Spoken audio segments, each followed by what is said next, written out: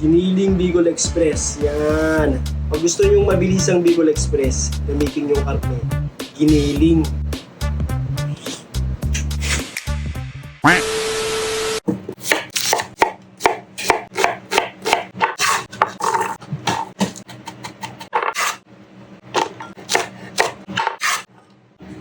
Simulan na ang pagluluto!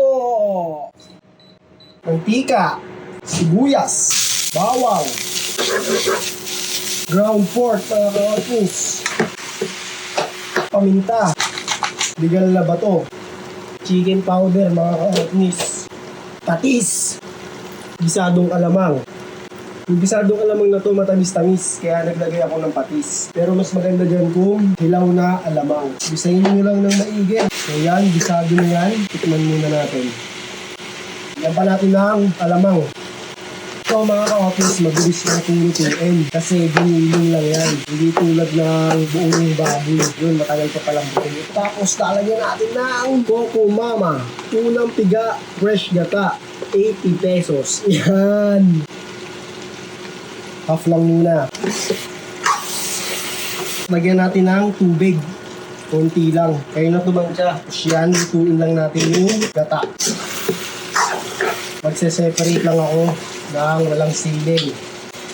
So yun ito, lalagyan na natin ng siling berde, yung panigang. Lutuin nyo lang yung siling, sabay. Palag-palag na yan!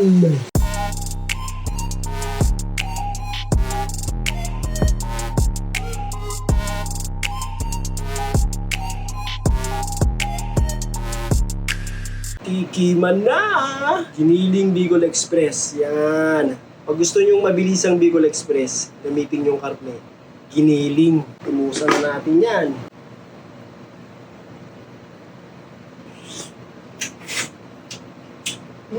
Sarap na kanin na naman. Sarap na anghang.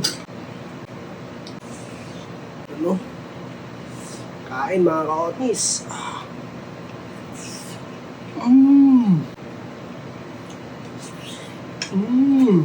Sarap. Kaya kung sino mahang kayo lagyan ng siling pula. Grabe. Panalo to. Banat.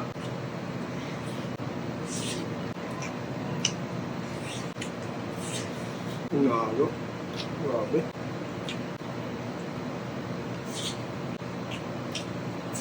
Sarap. Kain.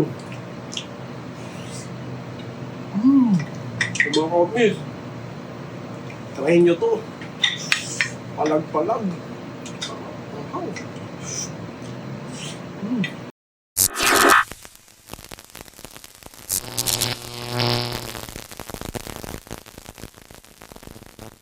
John B.